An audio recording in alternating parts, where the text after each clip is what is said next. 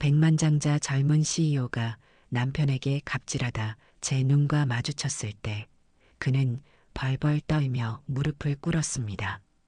은퇴한 간호사인 저와 경비원으로 일하는 남편에게 무슨 일이 벌어진 걸까요? 15년 전 제가 살린 화상 환자 소년이 냉혹한 경영자가 되어 돌아온 이야기, 그리고 잊혀진 약속과 양심의 회복을 담은 진실한 성공의 의미를 들려드립니다. 오늘도 사연 소개집을 방문해 주셔서 진심으로 감사드립니다. 재미있게 감상하시고 구독과 좋아요 부탁드립니다. 저는 최경희, 올해 62살입니다. 대학병원에서 20년간 간호사로 일하다 퇴직했죠. 지금은 요양원에서 자원봉사를 하며 평온한 노후를 보내려 했습니다. 그러나 인생이란 늘 계획대로 흘러가지 않더군요. 그날도 가을비가 추적추적 내리고 있었습니다. 저녁 8시 남편 이진수에게서 문자가 왔어요. 늦었는데 미안해요. 옷과 도시락을 깜빡했네. 창밖으로 갑자기 추워진 날씨가 걱정되었습니다. 남편은 오늘도 야근이라 했죠. 남편은 대학병원 행정부장으로 30년 넘게 일하다 3년 전 정년퇴직했습니다. 우리는 노후를 걱정하지 않았어요. 평생 성실하게 모아온 노후 자금이 있었으니까요.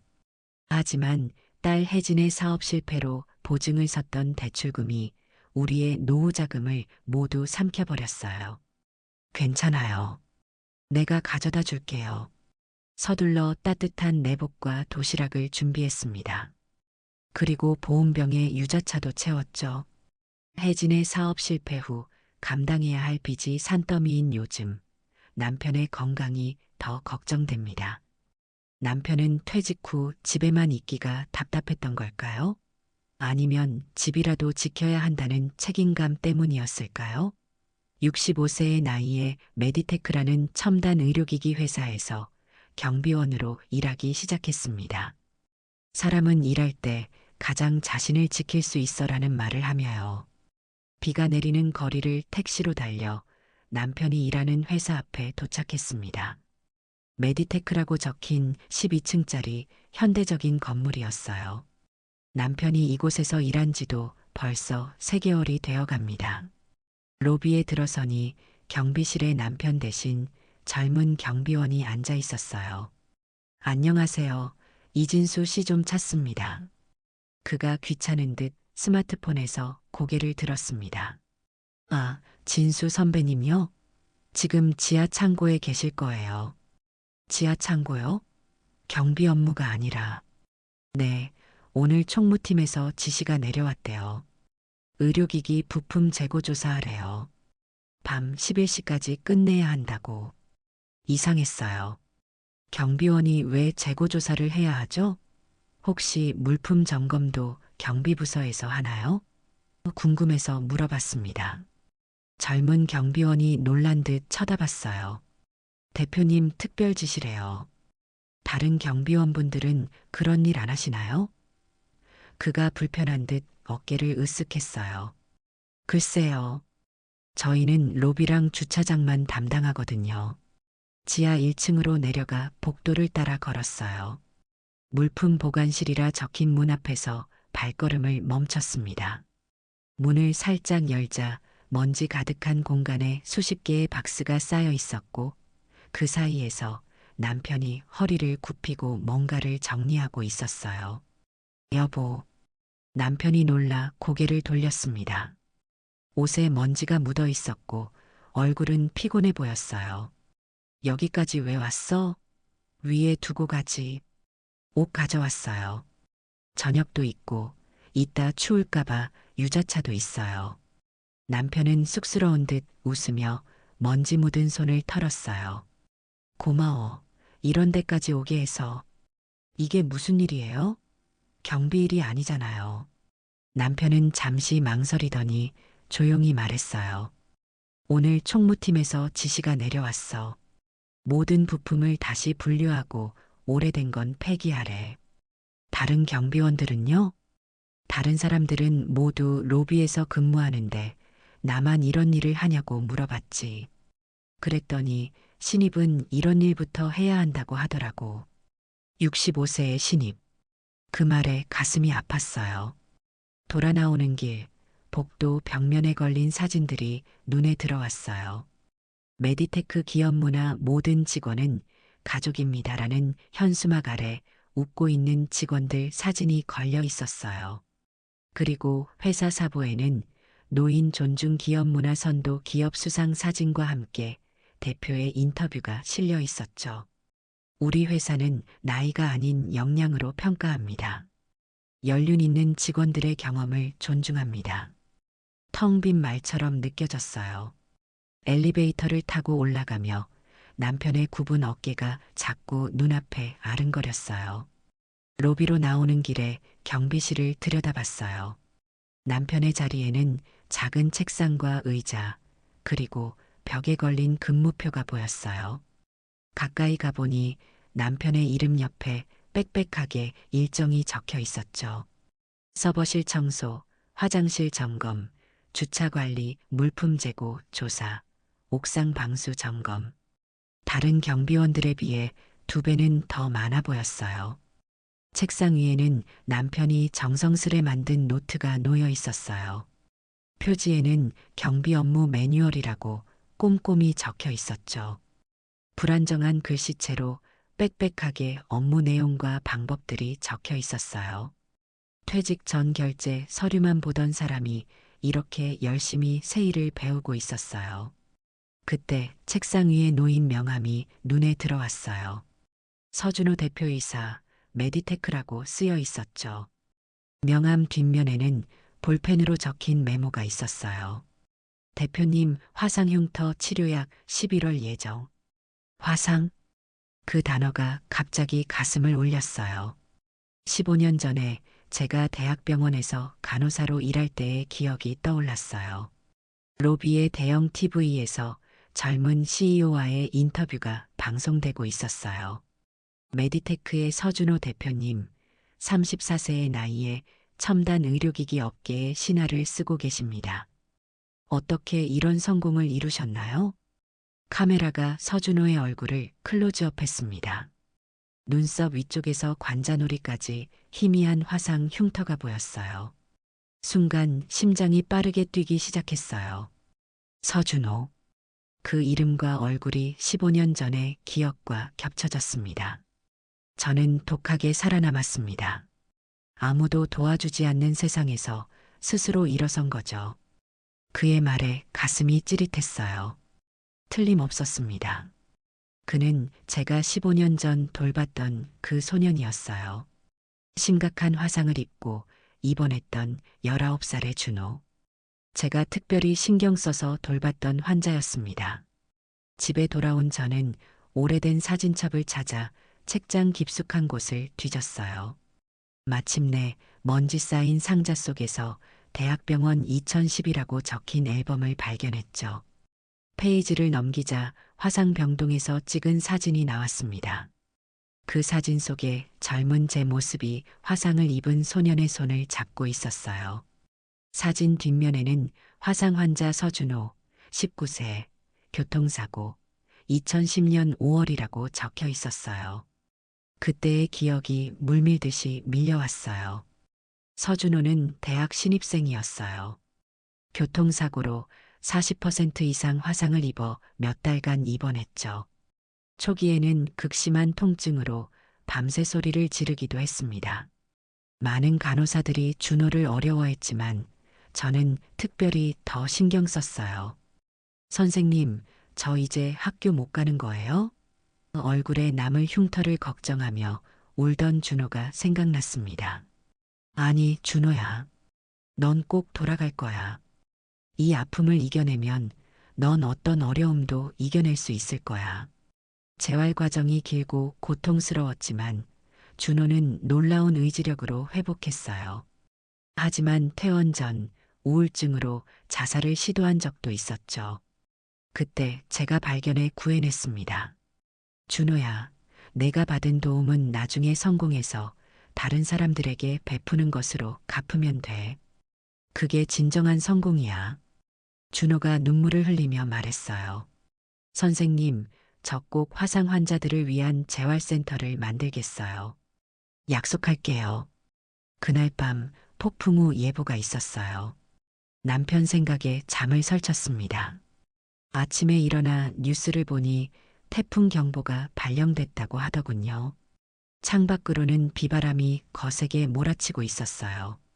갑자기 남편이 오늘 옥상 방수 점검을 한다는 말이 떠올랐습니다. 이런 날씨에 걱정이 되어 남편에게 전화를 걸었지만 받지 않았어요. 서둘러 옷을 갈아입고 메디테크로 향했습니다. 회사에 도착했을 때 비는 더 세차게 내리고 있었어요. 로비에 들어서자 경비실에 젊은 경비원이 앉아 있었습니다. 안녕하세요. 이진수 씨 어디 계신가요? 옥상에 올라가셨는데요. 태풍 대비해서 방수 점검하러요. 이런 날씨에 옥상이라고요? 위험하지 않나요? 경비원이 어깨를 으쓱했어요. 대표님 지시하더라고요. 안전장비는요? 안전장비요? 따로 없던데요. 걱정이 앞섰어요. 서둘러 도시락 가방을 경비실에 맡기고 엘리베이터로 향했습니다. 12층에 도착해 복도를 지나 옥상 출입문을 찾았습니다. 문을 열자 강한 바람과 함께 빗줄기가 얼굴을 때렸어요. 옥상 문을 열고 나가니 바람이 더 거세게 불었습니다. 시야가 잘 확보되지 않았지만 저 멀리 방수포를 고정하는 남편의 모습이 희미하게 보였어요. 여보, 남편은 방수포를 고정하느라 제 목소리를 듣지 못했어요. 미끄러운 옥상 바닥을 조심히 건너 그에게 다가갔습니다. 아니, 이런 날씨에 여기서 뭐 하는 거예요? 남편이 놀라 뒤돌아봤어요. 왜 여기 올라왔어?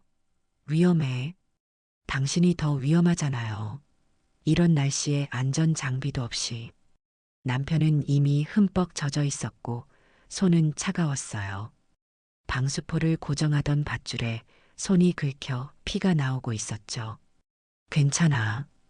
금방 끝낼 거야. 내려가 있어. 같이 내려가요. 이건 너무 위험해요. 그때 옥상 문이 다시 열리며 누군가 나타났어요. 검은 우산을 쓴 남자였어요. 태풍이 불어도 흔들리지 않는 단단한 골프 우산이었죠. 이경비, 아직도 안 끝났습니까? 강한 바람 소리를 뚫고 들리는 날카로운 목소리였어요.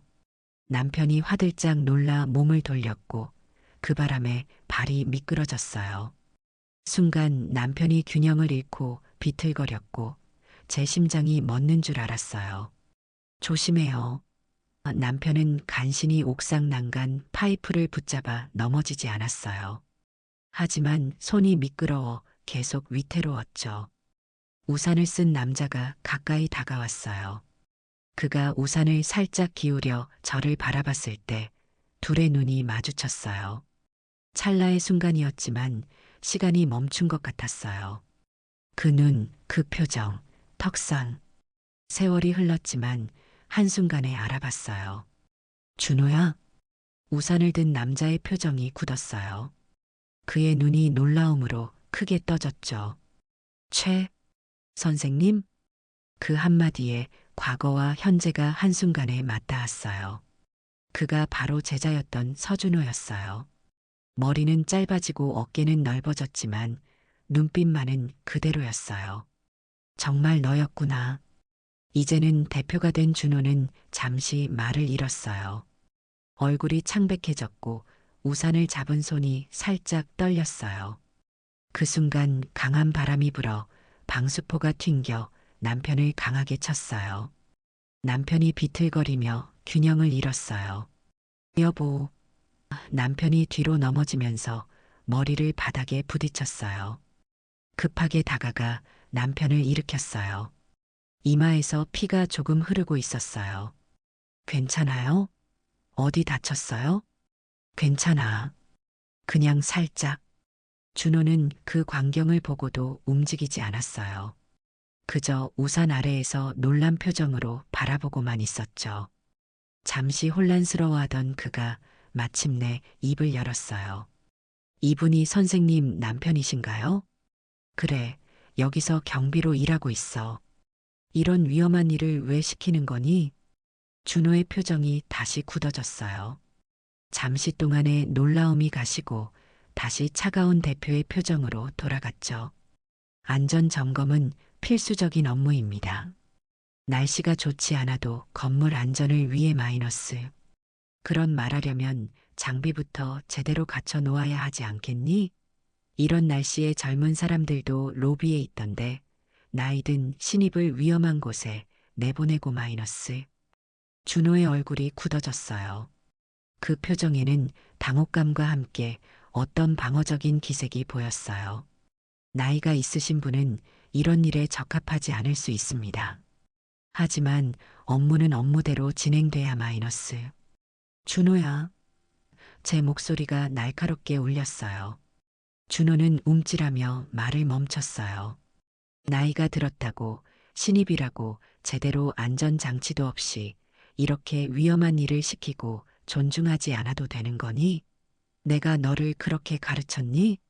사람을 이렇게 대하라고? 그때였어요. 옥상 문이 다시 열리고 젊은 여직원이 우산을 쓰고 나왔어요.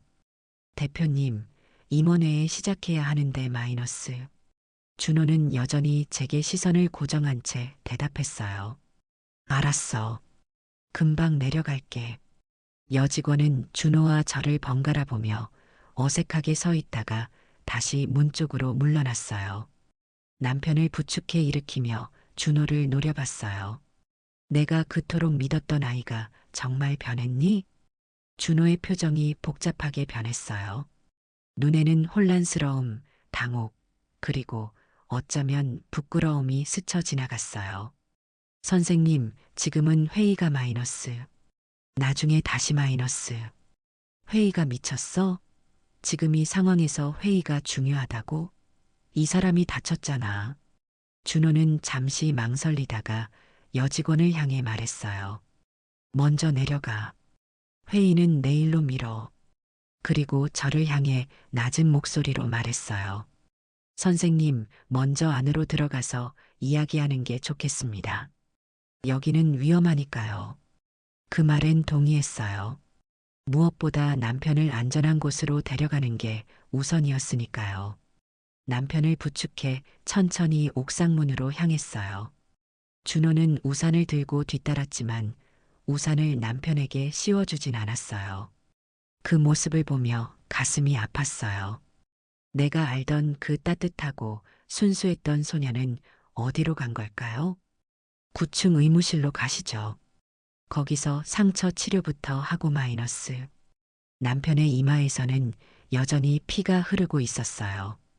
다행히 깊은 상처는 아니었지만 옷은 완전히 젖었고 몸은 떨리고 있었어요. 의무실에 도착해 남편을 눕히고 상처를 살폈어요. 총무팀 김 과장이 달려와 구급상자를 가져왔죠. 그녀는 회사 안전보건 관리자라고 소개했어요. 많이 다치셨네요. 일단 응급처치부터 해드릴게요. 혹시 병원에 가셔야 할 것 같은데. 김 과장이 숙련된 솜씨로 남편의 상처를 소독하고 붕대를 감아주었어요. 준호는 의무실 입구에 서서 어색하게 서 있었어요. 처치를 한 후 침묵이 흘렀어요. 대표님이 아내의 제자였던 그 준호입니까? 남편이 조용히 물었어요. 준호는 고개를 살짝 끄덕였죠. 네, 그렇습니다. 침묵이 다시 내려앉았어요. 그때 제 가슴 속에서 무언가가 끌어올랐어요. 준호야, 기억나니? 내가 내게 한 말. 내가 받은 도움은 나중에 성공해서 다른 사람들에게 베푸는 것으로 갚으라고. 준호의 눈이 흔들렸어요. 내가 약속했잖아. 화상 환자들을 위한 재활센터를 만들겠다고. 잘 된다는 건 단순히 부자가 되거나 높은 자리에 오르는 게 아니라 더 나은 사람이 되는 거였어. 이렇게 다른 사람을 함부로 대하라는 뜻이 아니었어.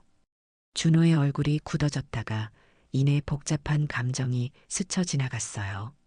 그의 입술이 떨렸지만 아무 말도 하지 않았죠. 내일 다시 오겠다. 오늘은 남편이 먼저니까. 남편의 손을 잡고 일어났어요. 준호는 여전히 말없이 서 있었어요. 그리고 준호야, 내일은 내가 너한테 할 말이 많겠지. 나도 너한테 할 말이 많고. 준호는 고개를 숙인 채 작게 대답했어요. 네, 선생님. 그 목소리에는 혼란과 복잡한 감정이 섞여 있었어요. 마치 병상 앞에서 울던 소년의 목소리처럼요.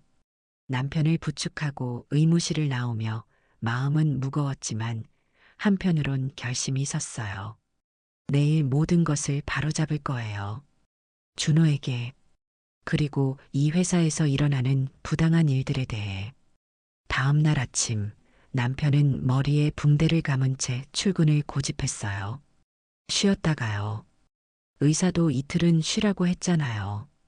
괜찮아. 이 정도는. 어제 일 때문에 더 일찍 가봐야 해. 그 말에 가슴이 아팠어요. 오히려 더 일찍 가서 피해를 만회하겠다는 마음이겠죠. 평생 성실하게 살아온 사람이니까요. 그럼 내가 데려다 줄게요. 나도 할 일이 있으니까. 제가 따라간다는 말에 남편이 놀란 듯 쳐다봤어요. 무슨 할 일? 옛 제자를 만나야 해요. 준호. 아니, 서준호 대표를 만나야 해요. 회사로 향하는 차 안에서 공간은 한동안 정적으로 가득 찼어요. 제가 옛 제자를 만나야 한다고 하자 남편은 깊은 생각에 잠긴 듯 했습니다. 메디테크에 도착하자 로비는 전날과 분위기가 달랐어요. 직원들이 분주하게 움직이며 우리를 힐끔거렸죠. 소문이 퍼진 모양이었어요. 경비실에서 젊은 경비원이 남편을 보고 놀란 듯 일어났어요. 선배님 괜찮으세요? 고맙네. 괜찮아. 위에서 연락 왔어요. 오늘은 내근만 하시랍니다. 밖에 나가지 말고요. 남편의 얼굴에 미소가 번졌어요. 내근이라니. 이제야 제대로 된 대우를 해주는 건가?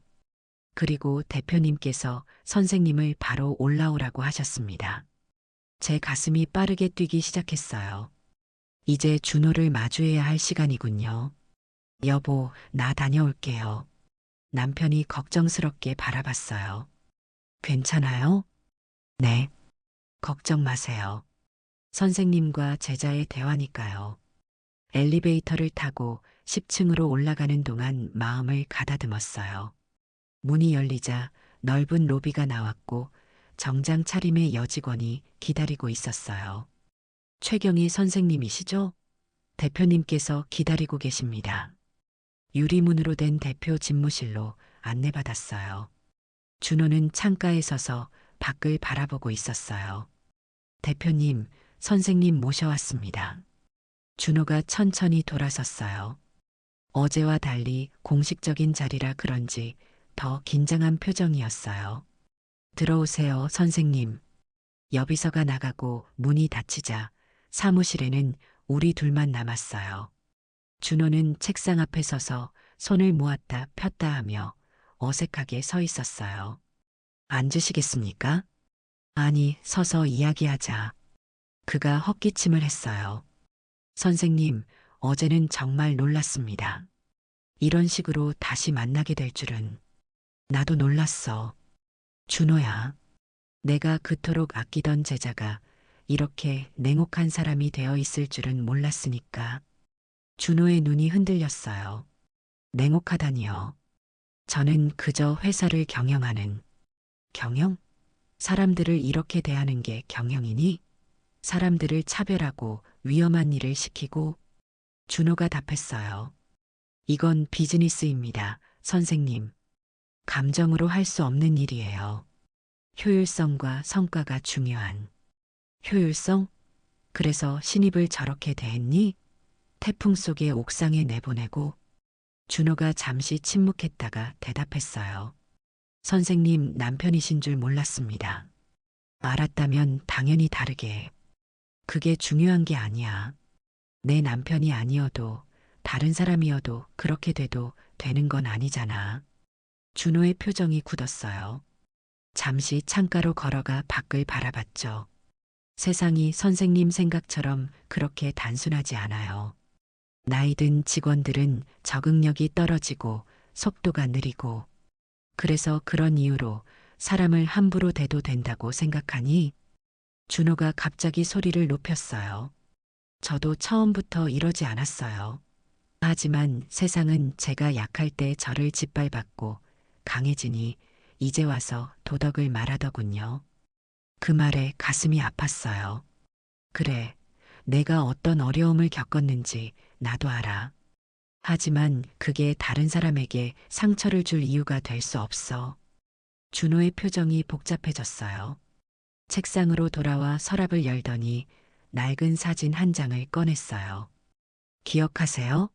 이거 화상병동에서 찍은 사진이었어요. 제가 찍어준 사진이었죠.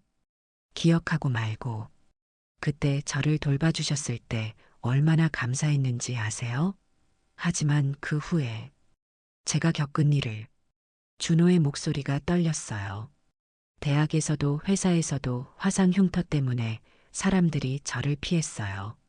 면접에서는 제 얼굴을 보고 불편한 표정을 짓더군요. 준호야, 첫 회사를 창업했을 때 직원들 월급도 못 줘서 제 집 보증금 뺀 적도 있고 그의 이야기를 들으며 마음이 아팠어요. 세상이 그에게 쉽지 않았다는 걸 알 수 있었어요. 하지만 그 모든 어려움을 이겨내고 지금 이렇게 성공했잖아. 준호야, 내가 얼마나 대단한 사람인지 나는 알아. 그렇게 말씀하시지만 저 같은 사람이 이 자리에 있으려면 더 냉정해져야 했어요. 약점을 보이면 안 되고 감정에 휘둘리면 안 되고 제가 다가가 그의 손을 잡았어요. 그래서 내가 겪었던 그 아픔을 다른 사람에게도 주는 거니? 그게 옳다고 생각하니? 준호의 눈이 흔들렸어요. 저도 처음부턴 그러지 않았어요. 하지만 점점 변했구나. 그 순수했던 소년이 이렇게 주머니에서 그와 함께 찍은 사진을 꺼냈어요. 준호의 눈이 커졌어요. 이거 아직도 갖고 계셨어요? 물론이지. 한 번도 잊은 적 없어. 특히 내가 약속했던 그 말. 화상 환자들을 위한 재활센터를 만들겠다는. 그때 문을 두드리는 소리가 들렸어요. 젊은 남자가 급하게 들어왔어요. 대표님, 급한 보고가 있습니다. 지금 미팅 중이라고 했잖아. 강 부사장. 죄송합니다만 파이낸셜 타임즈가 저희 신약 임상시험 데이터에 대해 문의를 보내왔습니다. 시간이 촉박해서 준호의 표정이 급격히 변했어요. 그가 서류를 받아 훑어보더니 얼굴이 창백해졌어요. 어떻게 이런 정보가?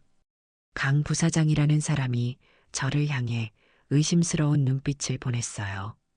어제 이 선생님이 연구팀에 들렀다는 보고가 있었습니다. 준호가 저를 바라봤어요. 그의 눈에는 의심과 배신감이 스쳐 지나갔어요. 저는 그런 적 없어요.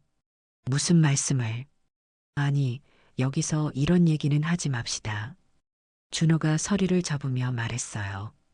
오늘은 여기까지 하죠, 선생님. 다음에 다시 이야기하겠습니다.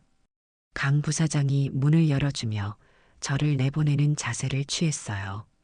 다시 만나자는 준호의 말이 공허하게 들렸습니다. 이틀이 지났습니다. 남편은 내근 업무를 하며 몸을 추스르고 있었고 준호에게서는 연락이 없었어요. 제 마음에는 불안감이 자리 잡았습니다. 그때 남편이 출근하면서 들고 온 회사 서류철에서 이상한 문서를 발견했어요. 이게 뭐예요? 표지에는 임상시험 보고서 마이너스 메디테크 MST 마이너스 710 신약이라고 적혀 있었습니다. 아, 그거 어제 실수로 가져온 것 같아. 경비실에서 정리하다가 오늘 돌려줘야 할 것 같아. 서류를 펼쳐보니 의학 용어가 가득했어요. 간호사 경력 덕분에 대략 이해할 수 있었죠. 화상 치료제에 대한 임상시험 결과였습니다. 그런데 이상한 점을 발견했어요. 환자 반응 데이터가 누락되어 있고 부작용에 대한 보고가 축소된 것 같았어요. 전화벨이 울렸습니다. 발신자는 혜진이었어요. 우리 딸이었죠. 엄마, 만날 수 있을까요? 1시간 후 카페에서 혜진을 만났어요. 말라 보이고 피곤해 보였지만 눈빛에는 결연함이 있었어요. 엄마, 아빠, 정말 죄송해요. 제 사업 실패로 두 분께 큰 짐을 들여서. 괜찮아, 혜진아. 그런 말은 이제 그만하자. 엄마, 아빠는 내가 잘 지내길 바랄 뿐이야. 혜진은 잠시 망설이더니 입을 열었어요. 사실, 저 메디테크에 취직했어요. 마케팅 컨설턴트로요. 놀라서 혜진을 쳐다봤어요. 메디테크? 아빠가 일하는 그 회사? 네. 그게 아빠가 거기서 경비로 일하는 걸 알고 제가 뭐라도 보탬이 되고 싶어서요. 계약직이지만 급여가 괜찮아서 빚을 갚는데 도움이 될 것 같아요. 혼란스러웠지만 한편으로는 감동이었어요. 우리 딸이 이렇게까지 생각하고 있었다니. 혜진아, 혹시 서준호 대표를 알아? 대표님요? 물론이죠. 오리엔테이션 때 인사도 했어요. 왜요? 제가 준호와의 관계를 설명하자 혜진은 놀란 표정을 지었어요. 정말요? 그런 인연이. 그럼 제가 대표님께 말씀드려 볼까요? 아빠 일도 있고. 아니, 그건. 잠깐, 혜진아. 혹시 이런 서류 본 적 있니? 서류철을 보여주자 혜진의 표정이 굳어졌어요. 이건 어디서? 엄마, 이거 회사 기밀 문서예요. 어떻게 갖고 계신 거예요? 아빠가 실수로 가져온 것 같아.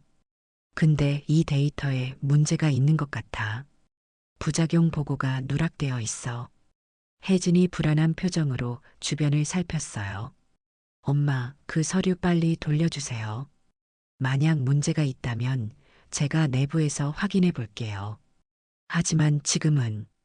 그때 카페 입구에서 누군가가 우리를 지켜보고 있었어요. 강 부사장이었습니다. 그가 휙 사라졌어요. 혜진아, 조심해. 무슨 일이 있는 것 같아. 네, 엄마. 걱정 마세요. 제가 알아볼게요. 집으로 돌아오는 길에 불안한 마음이 커졌어요. 남편에게 전화를 걸었지만 받지 않았어요. 회사에 도착했을 때 이미 늦은 오후였습니다. 로비에 들어서자 직원들이 제게 이상한 시선을 보냈어요.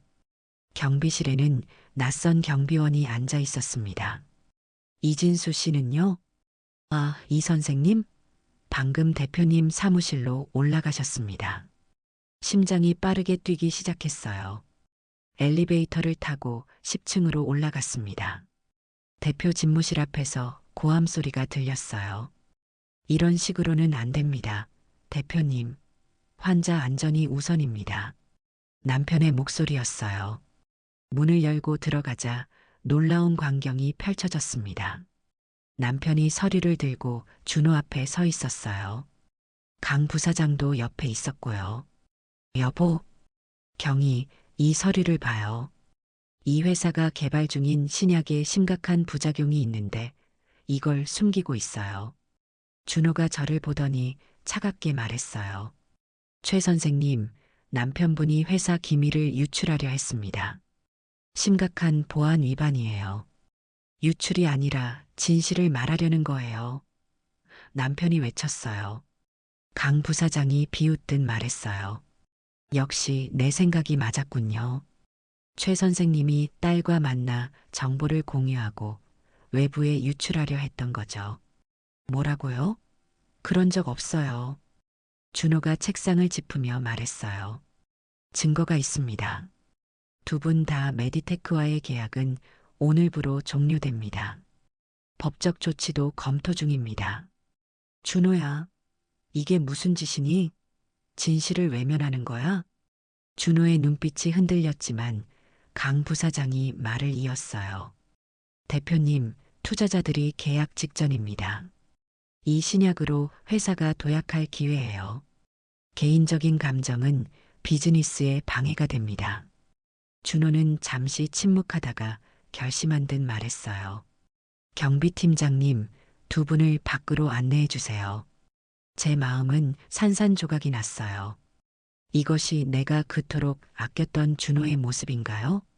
준호야, 내가 받은 상처를 다른 이에게 되물리는 건 치유가 아니야. 나는 내 재활 과정에서 더 많은 도움을 주지 못해 미안해. 그 말에 준호의 눈이 잠시 흔들렸어요. 하지만 곧 돌아섰죠. 남편과 저는 말없이 회사를 나왔습니다. 가을비가 내리기 시작했어요. 해고 통보를 받은 지 이틀 후 처음으로 그날의 일을 기사로 접했어요. 메디테크 MST-710 신약 임상시험 부작용 논란이라는 제목이었죠. 혜진이 내부에서 자료를 확인해 봤던 모양이에요. 심장이 철렁 내려앉았어요. 혜진에게 어떤 불이익이 생길까 걱정됐습니다.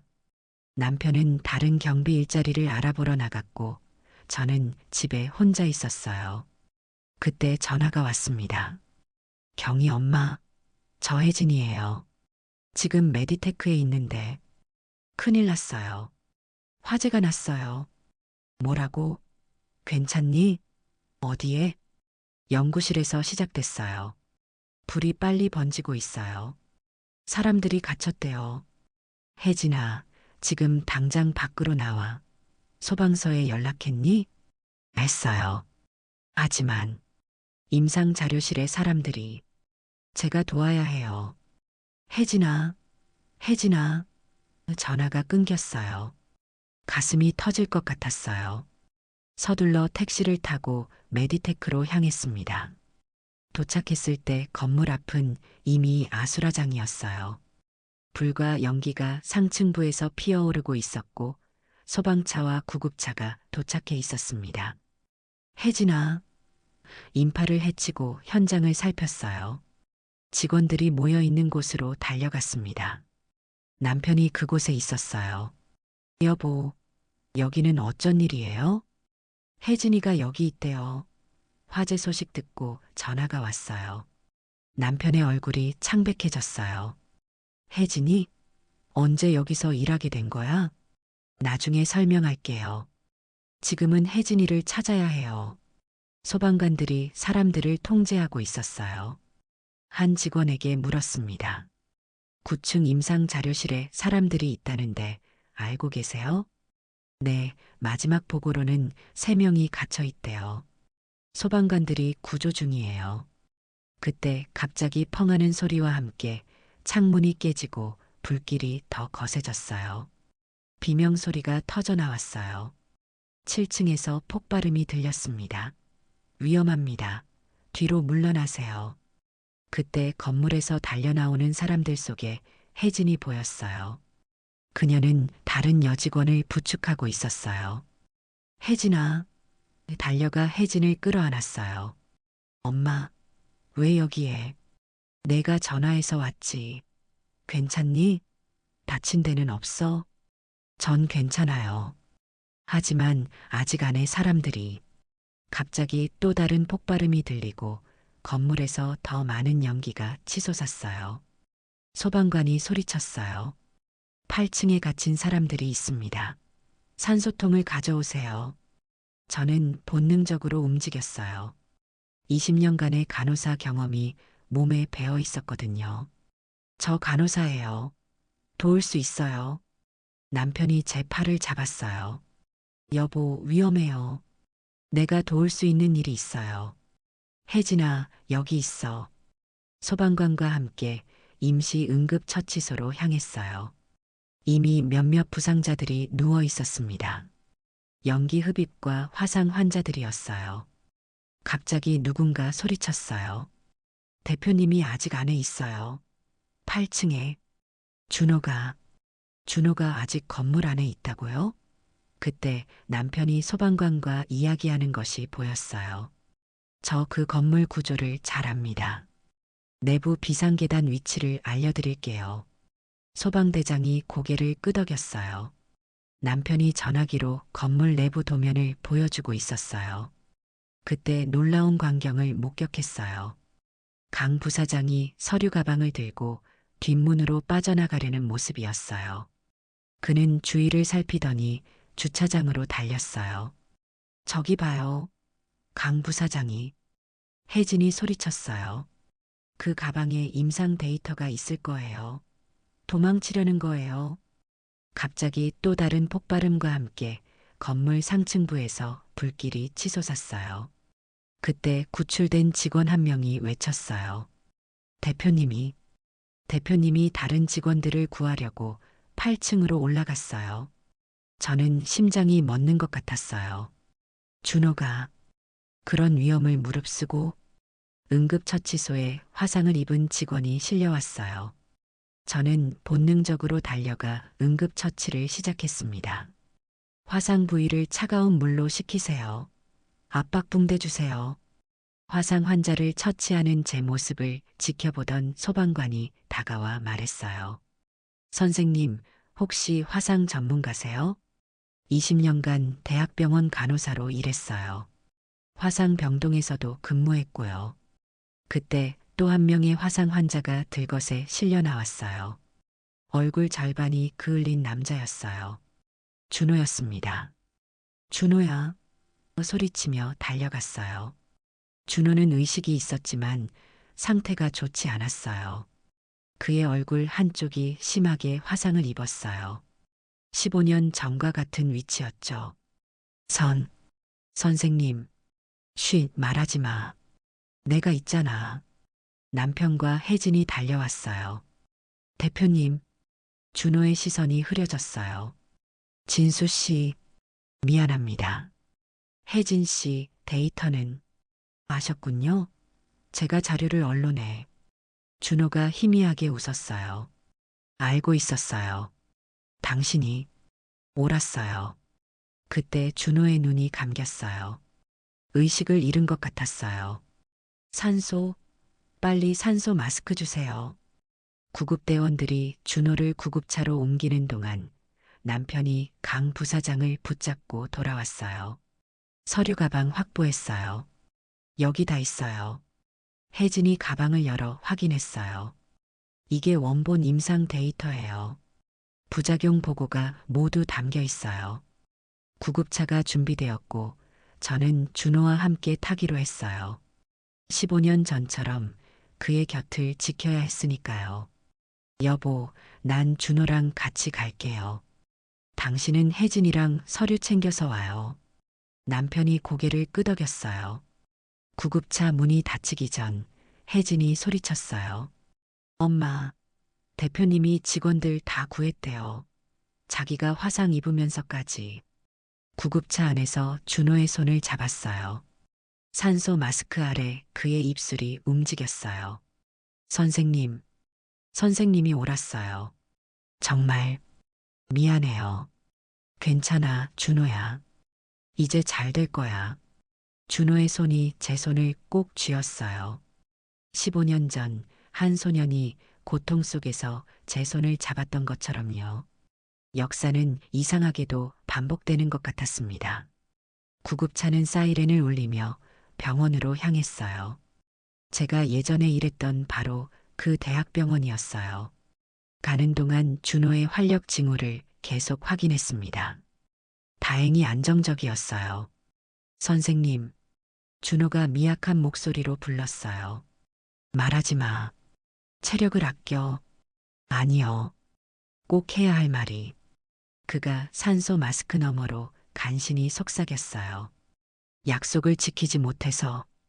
그런 말은 나중에 해도 돼. 그의 눈에서 눈물이 흘러내렸어요. 만약 제가 못 일어난다면. 그런 소리 마. 너는 일어날 거야. 내가 이보다 더 심한 화상에서도 회복했잖아. 기억나? 그때 내가 뭐라고 했지? 준호의 눈에 희미한 인식이 돌아왔어요.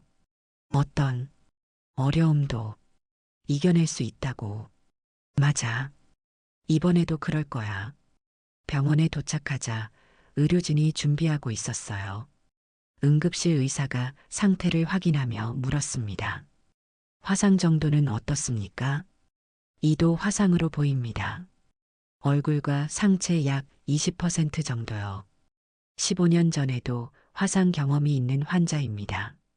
의사가 놀란 눈으로 쳐다봤어요. 혹시 최 선생님? 저도 놀랐어요. 네, 저를 아세요? 저 김민수예요. 선생님 인턴 때 화상병동에서 배웠던 사람이요. 세상은 정말 좁았어요. 김 선생은 준호의 상태를 재빨리 체크한 후 말했습니다. 심각하지만 생명에는 지장 없을 것 같습니다. 선생님이 현장에서 응급처치를 잘 해주셨네요. 준호는 처치실로 옮겨졌고 저는 대기실에서 남편과 혜진이 오기를 기다렸어요. 마음은 여전히 무거웠지만 어딘가 희망이 보이는 것 같았어요. 1시간쯤 지났을까요? 남편과 혜진이 도착했어요. 혜진의 손에는 서류 가방이 들려 있었죠. 엄마, 대표님 어떠세요? 처치 중이야. 다행히 생명에는 지장 없대. 남편이 제 옆에 앉았어요. 여보, 당신 괜찮아요? 응, 그냥. 15년 전 기억이 자꾸 떠올라서 혜진이 서류 가방을 들어 보였어요. 이거 봤어요? 강 부사장이 원본 데이터를 숨기고 거짓 보고서를 만들었던 거예요. 대표님은 몰랐대요. 최근에야 알게 되었다고. 뭐라고? 놀라서 혜진을 쳐다봤어요. 다른 연구원들이 증언했어요. 대표님이 부작용 데이터를 알게 된 건 최근이라고요. 그리고 공개하려고 했대요. 하지만 강 부사장이 막았던 거죠. 남편이 말을 이었어요. 불이 난 원인도 연구실에서 데이터를 훼손하려던 중 발생한 것 같아요. 강 부사장 지시였다고 해요. 순간 가슴이 아팠어요. 준호를 오해했던 걸까요? 하지만 그래도 그동안의 행동은 복잡한 감정이 밀려왔습니다. 선생님, 간호사가 저를 불렀어요. 서 대표님이 깨어나셨는데 선생님을 찾으세요. 준호가 있는 병실로 향했어요. 남편과 혜진은 잠시 대기실에 남기로 했죠. 병실에 들어서자 준호는 얼굴과 팔에 붕대를 감고 누워 있었어요. 제가 다가가자 그의 눈이 열렸어요. 선생님, 어떻게 느낌이 어때? 많이 아파? 준호가 희미하게 웃었어요. 괜찮아요. 선생님 덕분에. 잠시 침묵이 흘렀어요. 그가 다시 입을 열었어요. 선생님이 옳았어요. 저는 제가 무엇을 잃었는지 잊고 있었어요. 준호야. 강 부사장이 상당 부분 숨기고 있었지만 그걸 핑계로 삼을 수는 없어요. 저도 모르는 척 했으니까요. 사람보다 이익을 우선시했으니까요. 그의 손을 잡아줬어요. 중요한 건 지금이야. 내가 직원들을 구했다면서 자신의 위험을 무릅쓰고. 준호의 눈에 눈물이 고였어요. 불이 났을 때 갑자기 생각났어요. 15년 전 제가 불길 속에서 구해졌던 순간이요. 선생님의 손길이. 그래서 다른 사람들을 내버려 둘 수 없었어요. 감정이 복받쳐 올랐어요. 넌 항상 좋은 아이였어. 다만 잠시 길을 잃었을 뿐이야. 준호가 고개를 저었어요. 아니에요. 선생님께 부끄러운 짓을 많이 했어요. 남편분에게도, 모든 직원들에게도. 이제 새로 시작하면 돼. 아직 늦지 않았어. 준호의 눈빛이 달라졌어요. 결심한 듯한 표정이었죠. 네. 모든 걸 바로잡을 겁니다. 약속해요. 그때 문이 열리고 의사가 들어왔어요. 산소 포화도가 좋아졌네요. 회복이 빠른 편입니다. 선생님, 저 일어나도 됩니까? 준호가 물었어요. 지금요? 아직은 중요한 일이 있습니다. 제가 책임져야 할 일이. 의사가 난처한 표정을 지었어요. 30분 정도는 가능할 것 같습니다만 그 이후에는 반드시 돌아와야 합니다. 준호가 고개를 끄덕였어요. 부탁드립니다. 다음 날 아침 뉴스에서는 메디테크 화재 사건과 임상 데이터 조작 스캔들이 대대적으로 보도되었어요. 그리고 그 중심에는 서준호 대표가 있었죠. 하지만 예상과 달리 준호는 모든 책임을 인정하고 공개 사과를 했어요. 저는 모든 책임을 인정합니다. 비록 직접적인 데이터 조작에 관여하지는 않았지만 회사의 대표로서 이러한 일이 발생한 것에 대해 깊이 사과드립니다. 신약의 부작용 데이터는 투명하게 공개될 것이며 안전성이 완전히 검증될 때까지 모든 개발을 중단하겠습니다. 준호는 병상에서 이런 성명을 발표했어요. 그리고 놀랍게도 그 자리에서 직원들에게 사과했어요. 특히 남편에게요. 이진수님, 당신의 양심과 용기 덕분에 더 큰 피해를 막을 수 있었습니다. 제가 당신을 부당하게 대우한 것에 대해 진심으로 사과드립니다. 남편은 쑥스러워하면서도 준호의 손을 잡았어요. 괜찮습니다. 다들 실수는 하는 법이니까요. 준호는 병원에서 일주일을 더 머물렀어요. 그동안 저는 매일 병문안을 갔습니다. 15년 전으로 돌아간 것 같았어요. 다만 이번에는 준호가 더 강해졌고 진정한 의미의 성숙함을 찾아가고 있었어요. 퇴원 날 준호는 저와 남편 혜진을 병원 카페로 초대했어요. 그곳에는 메디테크 임원들과 몇몇 직원들도 있었죠. 선생님, 그리고 이진수님, 혜진 씨. 오늘 모두를 이 자리에 모신 이유가 있습니다. 준호는 이제 얼굴의 붕대가 일부 제거되었지만 새로운 화상 흉터가 보였어요. 하지만 그의 표정은 밝고 평온했어요. 먼저 전 직원들 앞에서 정식으로 사과드리고 싶습니다.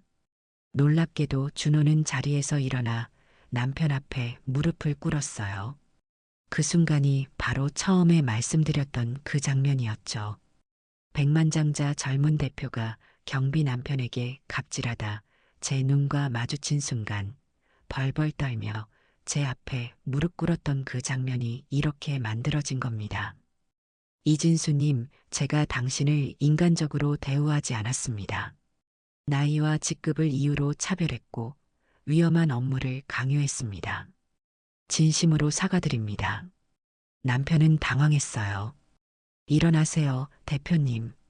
이러실 필요 없습니다. 준호는 저에게도 고개를 숙였어요.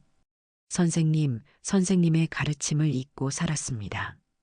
받은 은혜를 베풀므로 갚는 것이 진정한 성공이라는 걸 잊었어요. 선생님이 아니었다면 저는 두 번째 기회를 얻지 못했을 겁니다. 제 눈에도 눈물이 고였어요. 준호야, 넌 항상 내 자랑스러운 제자였어. 이런 모습을 보니 더욱 자랑스럽구나. 준호는 자리에서 일어나 서류 몇 장을 꺼냈어요. 저는 메디테크의 방향을 완전히 바꾸기로 결정했습니다. 첫째, 모든 직원들에게 공정한 처우를 약속합니다. 나이와 상관없이 모든 직원이 존중받는 문화를 만들 것입니다. 직원들 사이에서 박수 소리가 터져 나왔어요. 둘째, 15년 전 제가 했던 약속을 지키려 합니다. 화상 환자들을 위한 재활센터를 설립하기로 했습니다. 제 가슴이 벅차올랐어요. 그 소년의 약속을 기억하고 있었군요. 이진수님, 당신의 행정 경험을 이 센터에서 활용하고 싶습니다. 센터의 행정 책임자가 되어주시겠습니까? 남편은 놀란 눈으로 준호를 바라봤어요. 저요? 네. 당신의 경험과 성실함이 필요합니다. 남편은 잠시 생각하더니 고개를 끄덕였어요. 영광입니다. 최경희 선생님, 센터의 자문간호사로 함께 해주시면 좋겠습니다. 화상 환자 케어에 있어 선생님의 경험은 무엇과도 바꿀 수 없는 자산입니다. 미소를 지으며 대답했어요. 물론이지. 기쁘게 수락할게. 그리고 혜진 씨, 센터의 홍보를 맡아주시겠습니까? 당신의 마케팅 능력이 많은 화상 환자들에게 희망을 전하는데 큰 도움이 될 것입니다. 혜진은 눈물을 글썽이며 고개를 끄덕였어요. 네, 대표님. 최선을 다하겠습니다. 그날 이후 많은 것이 바뀌었어요. 6개월 후 메디테크 화상 재활센터가 공식 개원했습니다. 남편은 행정 책임자로, 저는 자문 간호사로, 혜진은 홍보팀장으로 새로운 시작을 했어요. 준호는 진정한 리더로 거듭났어요. 그는 더 이상 냉혹한 사업가가 아니라 자신의 경험을 통해 다른 이들을 돕는 따뜻한 사람이 되었죠. 입원 중인 한 어린 화상 환자에게 준호가 말하는 것을 우연히 들었어요. 이 상처는 언젠가 희미해질 거야. 하지만 내가 이 경험을 통해 배운 것은 평생 남을 거야. 너도 언젠가 이런 아픔을 겪은 누군가를 도울 수 있을 거고. 그 모습을 보며 가슴이 따뜻해졌어요. 진정한 성공은 자신이 받은 도움을 다른 이들에게 베푸는 것이라는 가르침이 마침내 꽃을 피운 순간이었죠. 어느 날 센터 정원에서 준호와 이야기를 나눴어요. 선생님, 어떻게 저를 계속 믿어주셨나요? 제가 그렇게 실망스러운 행동을 했는데도. 준호야, 사람은 누구나 실수를 해. 중요한 건 그 실수를 인정하고 바로잡으려는 용기야. 넌 그 용기를 보여줬어. 준호가 미소 지었어요. 그의 얼굴에 남은 2개의 화상 흉터는 이제 그의 여정의 증거처럼 보였어요. 이제 저는 이해해요. 성공이란 돈이나 권력이 아니라 받은 것을 나눌 수 있는 마음의 여유였군요. 고개를 끄덕였어요. 맞아. 그게 진정한 성공이야. 이제 우리 가족은 새로운 시작을 했어요. 남편은 다시 자신의 전문성을 인정받았고, 혜진은 자신감을 되찾았으며, 저는 다시 한번 간호사로서의 보람을 느끼고 있어요. 그리고 준호는 마침내 그 소년의 약속을 지켰어요. 그가 받은 상처가 다른 이들의 치유로 이어지는 아름다운 순환이 시작된 거죠. 백만장자 젊은 대표가 경비를 하는 제 남편에게 갑질하다가 제 눈과 마주친 순간 벌벌 떨며 제 앞에 무릎을 꿇었던 그 순간은 이제 새로운 희망의 시작이 되었습니다. 화상 재활센터 벽에는 큰 글씨로 이런 말이 쓰여 있어요. 받은 은혜는 베풀므로 갚는 것이 진정한 성공입니다. 준호는 그 말을 회사의 모토로 삼았어요. 이제 메디테크의 모든 직원들은 가족처럼 서로를 대하고 있어요. 나이든 직원들도 존중받고 그들의 경험이 귀하게 여겨지죠. 저는 간호사로서 다시 일하며 매일 보람을 느껴요. 남편은 자신의 능력을 인정받으며 행복해하고요. 혜진은 빚의 무게에서 벗어나 새로운 열정을 찾았어요. 그리고 준호는 그는 다시 제가 알던 그 따뜻한 소년이 되었어요. 물론 이제는 성숙한 남자로서 자신의 과거 상처를 통해 다른 이들을 도우며 진정한 성공의 의미를 몸소 보여주고 있습니다. 인생은 때로 우리가 예상치 못한 방향으로 흘러가지만 결국 우리가 뿌린 씨앗은 언젠가 꽃을 피운다는 걸 이번 일을 통해 다시 한번 깨달았어요. 저는 이제 행복합니다. 우리 가족이 함께하고 제가 환자들을 도울 수 있고 무엇보다 준호가 자신의 약속을 지켰기 때문이에요. 여러분의 시간을 함께 해주셔서 감사합니다. 오늘 영상이 도움이 되셨거나 감동을 주었다면 구독과 좋아요 버튼을 눌러주세요. 알림 설정을 해두시면 새로운 감동 스토리를 가장 먼저 만나보실 수 있습니다. 댓글로 여러분의 소중한 의견과 경험도 나눠주세요. 여러분의 응원이 더 좋은 콘텐츠를 만드는 원동력이 됩니다. 다음 영상에서 더 멋진 이야기로 다시 찾아뵙겠습니다. 항상 행복하세요.